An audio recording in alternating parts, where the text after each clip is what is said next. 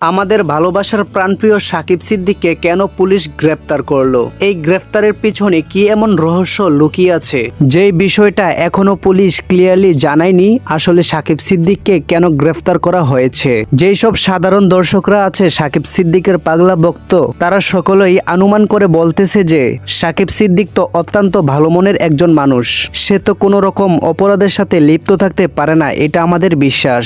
তাহলে কেন পুলিশ কোনো রকম ইনভেস্টিগেশন না করে সাকিব সিদ্দিককে সরাসরি গ্রেপ্তার করলো?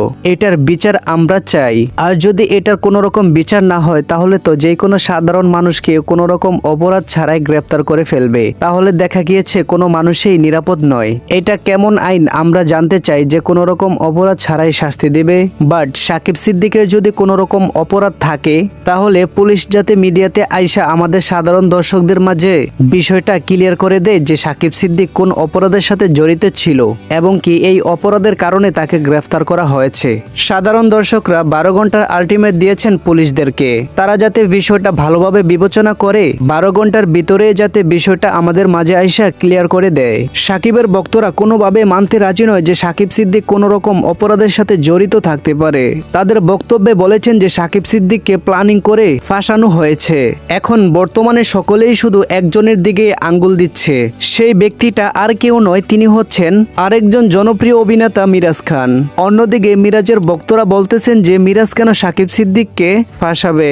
সকলেই কেন মিরাজের দিকে আঙ্গুল দিচ্ছে এই বিষয়টা হয়তোবা আপনাদের বুঝতে আর কোনো রকম ভাবে বাকি নেই, কারণ সাকিব সিদ্দিক এবং কি মিরাজ খান তারা দুজনেই ছিল ভালো একজন বন্ধু। কিছুদিন আগে তাদের মাঝে অনেক বড় একটা ঝামেলা হয়ে যায় শুধুমাত্র আরোহী মিমের জন্য।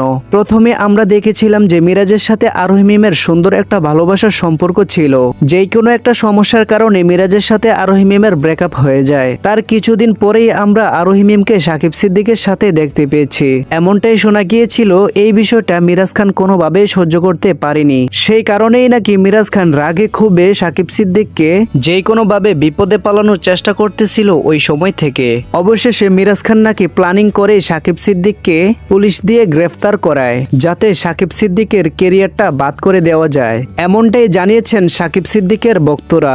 বাট মিরাজের বিষয়টা কতটুক সত্য এবং কি মিথ্যা এইটা এখনো সম্পূর্ণ ক্লিয়ার ভাবে জানা যায়নি। প্রিয় বন্ধু, তুমি যে ভিডিওটা দেখতেছো তুমি আসলে কার ভক্ত, মিরাজ খান নাকি সাকিব সিদ্দিকের? অবশ্যই কমেন্ট বক্সে হাত তুলবা। সাকিব সিদ্দিককে যদি মন থেকে সত্যি ভালোবাসো, তাকে যদি জেল থেকে ছাড়াতে চাও তাহলে এই চ্যানেলটা একটি সাবস্ক্রাইব করে দিবা এবং কি যদি না ছাড়াতে চাও তাহলে এই ভিডিওতে একটি কমেন্ট করবা।